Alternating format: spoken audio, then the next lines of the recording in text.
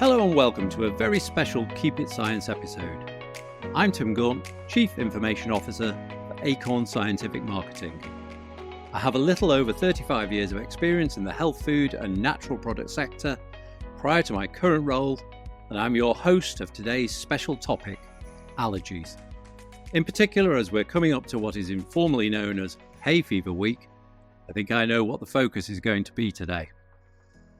I'm thrilled to be joined by two friends in the industry and self-proclaimed sneeze relievers, Max Wiseberg, creator and founder of Haymax, and Sarah Orecchia, founder and director of Unbelievable Health. These two have some really interesting stories and facts about things like thunder fever, the amazing properties of honey, as well as innovative and proven ways to deal with hay fever. So keep listening to find out all about them. Thank you both for joining me. Now, I know both of you rather well, but could you introduce yourselves and your companies to our listeners? Oh, hi, I'm Sarah Orecchia. I founded Unbelievable Health. We make plant-based supplements based on things that honeybees produce, blended with herbs and plants that honeybees pollinate. And I'm Max Wiseberg. As you heard, I'm founder of Haymax. And Haymax is an organic, drug-free allergen barrier balm, which we're just discussing is in its 20th year now. Congratulations, Max. That's an amazing achievement. 20 years in business. It's an absolute privilege to have you both here with us. I wanted to start off by mentioning the worsening statistics around allergies, hay fever in particular. Now, as it's closing in on the start of hay fever season, which seemingly extends and worsens every year, we thought our listeners would appreciate any tips and advice on how to handle the symptoms and the science behind why we suffer so badly. Recent research now suggests around 50% of people suffer with hay fever symptoms. This is significantly up from when I was at school. Back then, I remember being the only child in school to suffer. Now half the class would be bleary-eyed and sniffling. So what do you think are some of the main causes of this rise in allergies?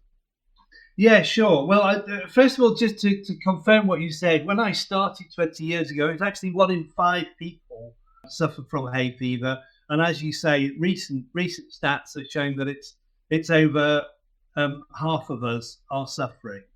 It is more prevalent in the younger population, so up to 25, 30 years old, although one of the weird things that's started happening is that we've got something called late onset hay fever, where people who've never had hay fever start suffering in the 50s. So you're never safe from it. But yes, to answer your question, why is it getting worse? There is no answer. Nobody's actually certain why it's getting worse, but there are various different possibilities that people have put forward. So pollution's one of them. And pollution is probably an adjunct rather than a cause. So pollution itself, things like diesel particulates and things like that, that will irritate the lining of your nose. And a study did find by NPARU, which is the National Pollen and Air Biology Research Unit at Worcester University, they found that hay fever is twice as bad in cities as it is in rural areas. So yeah, pollution could certainly be a contributor. Then there's the hygiene hypothesis. There's conflicting research on this, but basically a Montreal study found that if you live in a cleaner environment, if you grow up in a cleaner environment, you're likely to get more allergies. But then other studies have found that kids brought up on farms are less susceptible to allergies. So the jury's out on that one.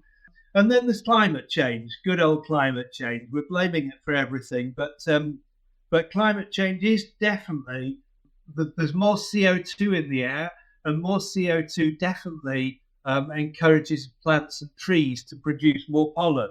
So that will certainly make a difference. And also the longer seasons. We've just had a real mild February, and that's brought the tree pollen season forward. So Alder is actually putting out its pollen now, which it wouldn't normally, or it would be doing, but it wouldn't be doing as much as it is now.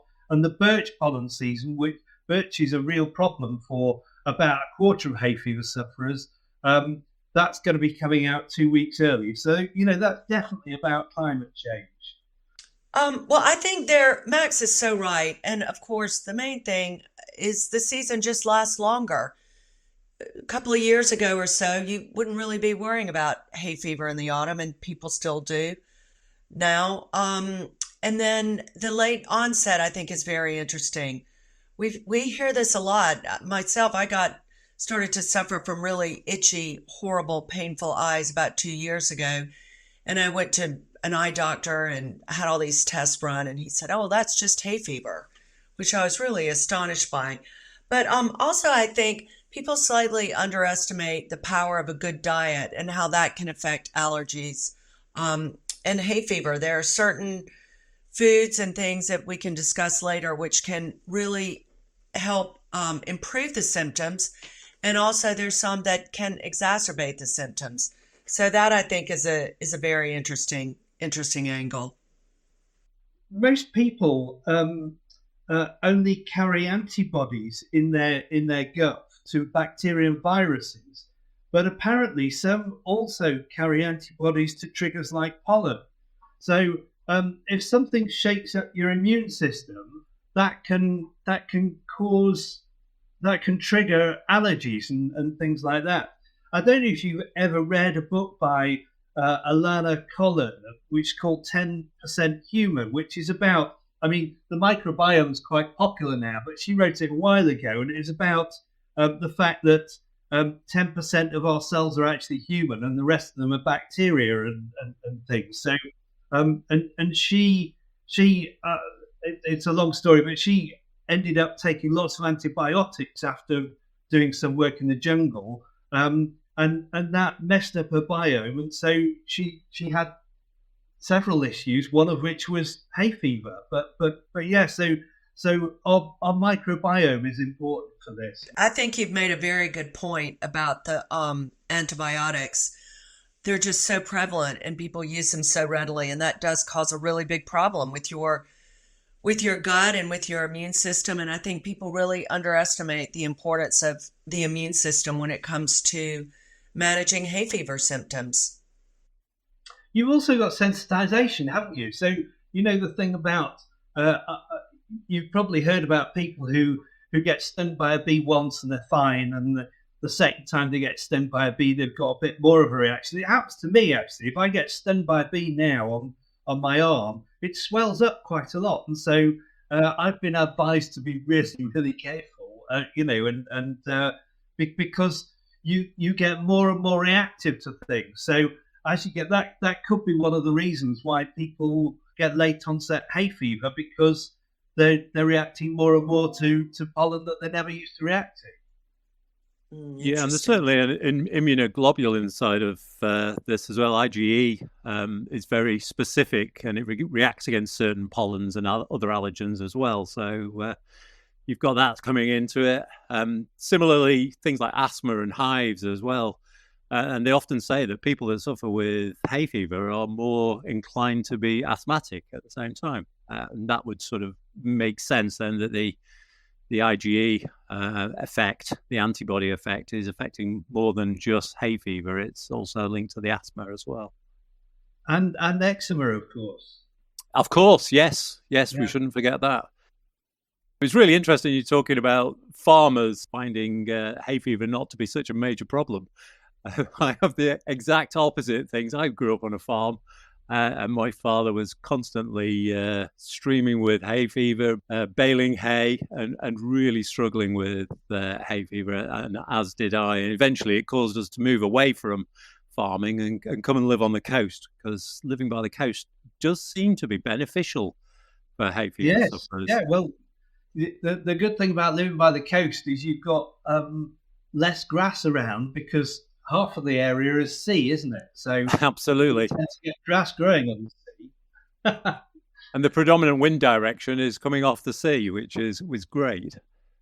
The other thing, of course, is that you bring up there is the genetic thing. It definitely does run in families. It is about genes, and so my dad had hay fever, my mum didn't, but 2 out of their 3 children have got hay fever. So that's a doubling as well, So the genetic thing can be increasing the incidence of hay fever as well. Yes, some fantastic points from both of you, Max and Sarah. Eager to speak to you both more, but before we move on any further, we're just going to have a quick word from one of our friends and sponsors, the Strange by Nature podcast. Strange by Nature, your guide to the strange, weird, unbelievable, and improbable wonders of the natural world. They make the sound by vigorously rubbing their penis on their abdomen. Oh, yeah. Oh, my gosh. Then at night, they come out and crawl around your face and mate with each other. Oh. But Victoria, get this. I would like to sleep tonight. As naturalists, let's face it, we find something dead, we go and we poke it with a stick. I did that with the deer like 3 weeks ago. As you do. Rachel, no. You weren't paying attention. Blood and mucus. Oh, right. Sorry. All right, this episode is going off the rails. This is the quality content people come here for. Strange by Nature podcast was chosen as one of the best science podcasts of 2021. Come join the fun wherever you find your podcasts. Welcome back to this allergy special of Keep It Science. I'm Tim Gaunt, here with Max and Sarah. To kick off this section, I'd like to discuss some of the foods that listeners could add to their diets to help with symptoms. One food linked with alleviating symptoms is honey. Obviously, you don't see bees sneezing. But there are an awful lot of other foods, and I did a whole series on my LinkedIn pages last year on foods to eat for a healthy hay fever season. And some of the things I covered, things like quercetin, etc. Just like to come to both you, Sarah, and Max. I'll start with you, Sarah. Some foods that maybe people can include into their diets that would really help and support their hay fever symptoms. You're right about quercetin. You can find that there are actually quite a few foods that are very rich in quercetin, including blackberries, red grapes, onions. That's one of the highest things. Capers, raspberries, cherries, elderberries are all really good. There are also some herbs that are really great, like thyme, sage, parsley, oregano. Those all have antihistamine properties and a good bit of quercetin. And I think there's some bad foods too that people don't really think about. One of the worst is processed meats, sausage, and dairy as well is one that should be avoided. Quercetin-rich foods. There's a great table on Wikipedia. So if you go to Wikipedia, there's a table there which shows you the quercetin-rich foods. So you can look at that, and that's great.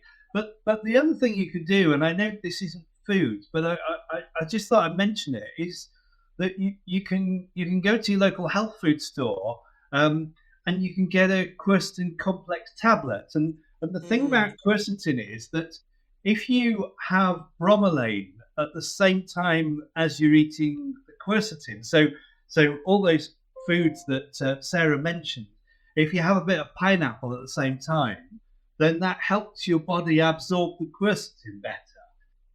Yeah, absolutely. You know, certainly bromelain is definitely in the stalk of the pineapple. But what you can do is certainly blitz the whole of a pineapple up into a smoothie or something like that.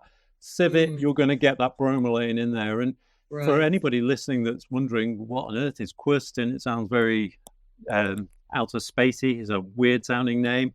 Quercetin basically stops histamine from being released from what they call the mast cells in our body. So it's that whole release of histamine and cutting it back. So it's a natural antihistamine, if you like. Yeah, that's exactly it. So yeah, eating foods. It's nice to eat foods rather than take pills and pop pills, but those pills are there, and as I say, the quercetin complex pill has the quercetin and the bromelain already in it. So that's another thing that you could do to help. Yeah, and it's something I've been involved in the past. I've produced those products and formulated them, and for a very personal reason, because I was a hay fever sufferer, and I thought I need a a pill to help me. So He's over in the new product development department, strangely, continually suggesting these types of hay fever products, which can be very helpful. Another great thing you can get in a health food store is nettle tea. That can be very helpful for hay fever symptoms. Yeah, that's a really good one. And actually, from a personal perspective, Sarah, I drink nettle tea during the summer months because it stops me drinking anything with dairy in it. And dairy I find actually quite bad for hay fever. It's very mucus forming. So the last thing you want when you're suffering with hay fever is a lot of extra mucus because you've got more than enough to go around. And having been described as a man who knows about mucus in the past, that's obviously something. I hope you don't discuss. I hope you don't discuss that down at the pub or anything. No. Imagine I'm known as Mucus Man. It's my new superhero power.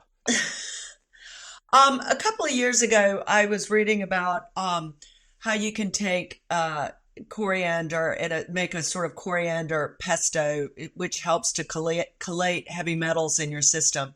These herbs that are very good for hay fever, like thyme, sage, oregano, as she corrected me on, parsley, etc. And also olive oil is said to be quite good for hay fever. I just thought, wouldn't it be great to make a pesto out of all those things and just have it at the ready in your fridge, and you could put it in salads or on pasta or and include nettle at that stage as well. Yes, nettle would be great. We've obviously talked about nettle and nettle tea, but we didn't touch on the science behind nettle tea, which is considered a really good natural antihistamines. And research also shows that it can inhibit several of the inflammatory events that cause the symptoms of allergic rhinitis. So not just for hay fever, for those that also suffer from other allergies. And obviously we're looking at all allergies. We're not just focused on hay fever here. So nettle's a really good one for bringing in for all allergies. And I definitely recommend drinking some nettle tea for those that are affected by allergic reactions. And they say you should pick them early in the year. And that's one of the beauties with wild nettles as well. They start growing sort of this time of year. And it's those nettle tips that we need to be pinching out and using if you're going to make your own nettle tea or make your own pesto, as Sarah suggested. Tim, I'm sensing, I'm feeling one of your wonderful recipes on your blog popping up. Maybe that's to come. I'll get working on it, Sarah. Absolutely. I think while we're talking about what we've got allergies to, of course, there are lots of airborne particles that people are allergic to, and as well as the pollen. And just by the way, the pollens that people are allergic to are tree pollens and grass pollens. And although people might be allergic to flowers, so I've got a friend who, if he walks near geraniums, that's him gone for 15 minutes. Most of us we're allergic to the light pollens that are carried, or the things that are the problem for us are the lighter airborne pollens, which I just described, because those are in the air that you're walking around, and those are the ones that you have to worry about most of the time. The flower pollens are much heavier, and that's why they're pollinated by bees. Bees and other insects have to go and pick up those pollens and transfer them from flower to flower. But grass and trees are wind pollinated, so those are the ones we have to worry about. But also, it's dust. We're allergic to dust in the house or in the office, and you can be allergic to mold spores, and of course animals. So cats are the worst, and it's the dander on the animals that we're allergic to, which is kind of again, it's the little particles on their skin which get loose in the air and are airborne, and those are the things that those of us who are allergic can react to. So it's all of that stuff as well that you have to worry about. And of course, you can't see it. It's very frustrating, because the first rule with an allergy is to avoid the allergen, isn't it? If you're allergic to nuts, then you don't eat nuts. But of course, if the thing that you're allergic to you can't see, it's really difficult to avoid it. Yeah, there's some really interesting information going on at the moment in the world of nut allergies, and potentially giving people that are allergic to nuts very small amounts and building it up. So, moving on to research, there are lots of potential causes, different theories, ongoing research into the foods that you can think about supplementing into your diet to help with allergies and hay fever. As far as research is concerned, both of you've collaborated with researchers. Max, you mentioned Worcester University. I just wondered if you could tell us a little bit about the work you've done and maybe working alongside academia. Yeah, absolutely. We approached. Actually, it was quite early on in my journey with Haymax, I was in a store talking to people. I've been invited to go and talk to people in this health food store, and there was a guy alongside me who obviously cottoned on quite quickly to what my product was, and he was promoting some vitamins that his company produced, and I overheard him saying, "Well, we've got research to prove what we're doing. We're not just talking about something that someone's made in their kitchen and da-di-da-di-da." And I thought, right, I've got to get on this. I've got to get some proper research to prove. Before I released my product, I did do some simple studies. I sent out a load of my balm to various people and asked them to say how well it worked, and that encouraged me to release the product and launch it. But I realized at that point I had to go and do something proper with it. And so I approached the people who are the experts on airborne particles in the country, which is Worcester University, who was at that time called the National Pollen and Air Biology Research Unit, which is quite a mouthful. But after 20 years, I'm getting quite good at saying that. But I think they've dropped the name and they just call themselves Worcester University now. But yeah, so I went and approached them. And they had this fantastic box that people could walk around in. So it's a completely controlled environment. And so they were able to do research to show that when people applied Haymax to their noses and walked around in an environment which had at one point, they put various different grass pollens and wheat pollens and tree pollens in. And then at a later date, they put in cat dander and dust as well, and showed that that Haymax traps over a third of the pollen, and that it traps all of those things. So that was really useful. So I could, although I never met that guy again, I would have loved to have gone back to him and said, "There you go." It was real. And Sarah, can you tell us about your journey within research? Well, basically, what we've done is when we were formulating our products, when we formulate our products and the ones we've done in the past, we work with nutritionists and formulators. And the idea behind our supplements was really having research to back it up, having studies behind the use of certain ingredients. So when you're doing a food supplement, you can't really do sort of studies as such, but we felt it was important to use ingredients that do have a history of benefit, that have research behind their use for specific issues. And so that's sort of what we've done. And we've got a few immune supplements, which when we first formulated them, we worked with a great guy who's very well known in the industry. And the things that our team had sort of thought about including, he pointed out were also very good for hay fever. So, which would mean that it would be a good product, not only to, modulate and support your immune system, but to help with hay fever and allergies.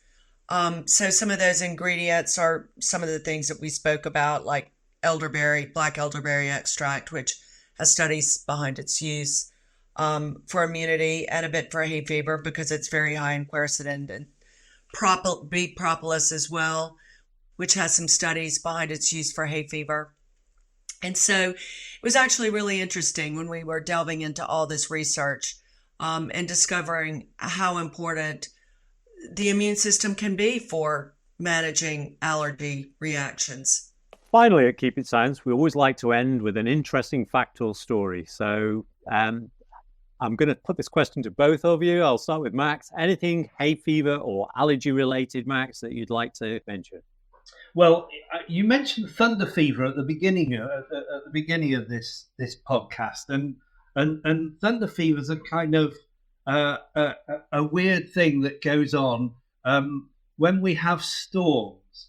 So when we have storms, the wind whips up the pollen and dust from the ground, and also brings down pollen from higher in the atmosphere, and so that puts lots more pollen into the atmosphere than we normally have. But in addition to that, what happens is the lightning splits the pollen somehow. We're not quite sure how it happens, but when there's lightning, it splits the pollen. So you get two effects immediately. One is that you're doubling the pollen count because one pollen grain becomes two. And secondly, and much more worryingly, each of those pollen grains are more allergenic than the original one. And so this can actually be really serious, and so it will trigger your allergies, but more importantly, it can trigger asthma quite seriously. And in Melbourne, in Australia, 2 or 3 years ago, they recorded several deaths after thunderstorms, which were caused by this sort of super pollen triggering off people's asthma attacks, and people actually ended up dying from it. So although it's a kind of an interesting fact, it's also a bit scary. The storm can make your hay fever worse, which is kind of against the normal thing. We always think that nice sunny days are when our hay fever's worse, and so and the rain makes it better, which is generally kind of true. Yeah, thunder fever, there you go. That's so interesting. It's strange because I always find that for me, my hay fever is always worse after a storm or a heavy shower. So I always find that that's a problem for me. And Sarah, obviously, you mentioned to me previously about the honey myth. I'd love it if you'd talk a little bit about that for your fact. So people sort of say, oh, it's because it's got the local bee pollen in the honey. If you can get a really good, pure, raw honey, it will have some pollen. It will have some propolis. It will be helpful. A lot of that stuff can get filtered out depending on how they process the honey. But one good thing about honey is that it's a prebiotic food. So it's very good at feeding the good gut bacteria. So along with a good immune system, which I'll sort of expound on in a little bit, gut health is really, really important with managing hay fever symptoms. And so taking the honey is going to help your gut health.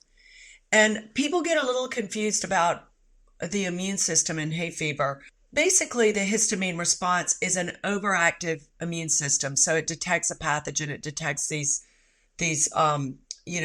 allergens, and it sort of goes into overdrive. And so it's important to keep the immune system in good shape and to modulate it. For instance, taking something like echinacea, which is good if you come down with a cold or a flu or something like that, but it can stimulate the immune system. The immune supplement that we have has ingredients that all modulate the immune system. So they have properties that reduce the histamine response and reduce inflammation and all that, but it never overstimulates the immune system. It modulates the immune system. And that's sort of what you want when you have this histamine reaction, is you want to just make sure that the immune system is sort of on an even keel and not overreacting to the histamine. Fantastic. Well, that's pretty much all we have time for, but definitely not the end of the discussion. I'd like to thank our guests, Max and Sarah, for their valuable insights and superb nuggets of wisdom to hopefully keep you from the worst symptoms of hay fever and other allergies. Thanks for having us on. Thank you guys so much. In addition, if you'd like to see more episodes like this, or have any suggestions for topics you'd like to see covered, then reach out to the Keep It Science team on LinkedIn, Twitter, or keepitscience@gmail.com. Our next episode is business as usual, with regular host Nick Gaunt returning for Keep It Open, a discussion on the importance of open science. Well, that's all from me, so until next time, keep it science, keep it allergy-free, and stay healthy, my friends.